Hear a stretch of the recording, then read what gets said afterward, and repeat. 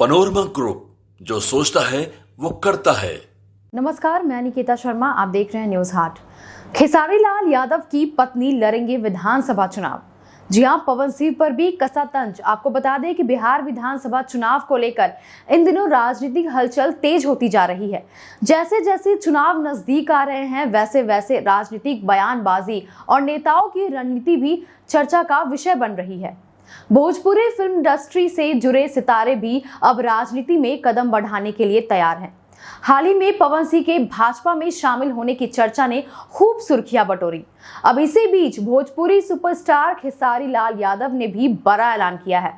जी हां, आपको बता दें कि खेसारी लाल यादव ने पटना में मीडिया से बातचीत के दौरान जानकारी दी कि उनकी पत्नी चंदा देवी आगामी विधानसभा चुनाव में राजद यानी आरजेडी से चुनाव लड़ेंगी। उन्होंने कहा कि राजनीति में उनकी सीधी भागीदारी नहीं होगी, लेकिन उनकी पत्नी सक्रिय राजनीति में उतरेंगी। खेसारी ने कहा कि वे कलाकार हैं, उनका असली काम कला के जरिए लोगों का मनोरंजन करना है। इसी दौरान खेसारी ने पवन सिंह पर भी मजाकिया अंदाज में तंज कसा। उन्होंने कहा कि पहले वो गायक थे, लेकिन अब वो नेता बन गए हैं।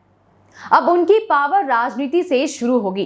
जी हां, खेसारी ने पवन सिंह और उपेंद्र कुशवाहा की हालिया मुलाकात को लेकर कहा कि यह उनकी व्यक्तिगत सोच है। पहले भी वे सही थे, मुझे लगता है कि अभी भी वो अपनी विचारधारा के हिसाब से ही चल रहे हैं और सही होंगे।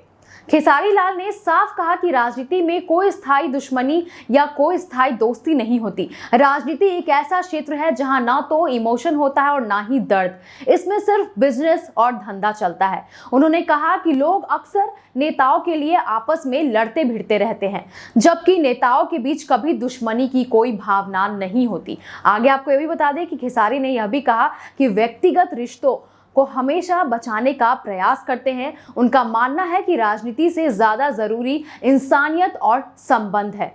उन्होंने कहा कि वो एक कलाकार है और जनता का प्यार ही उनकी सबसे बड़ी ताकत है।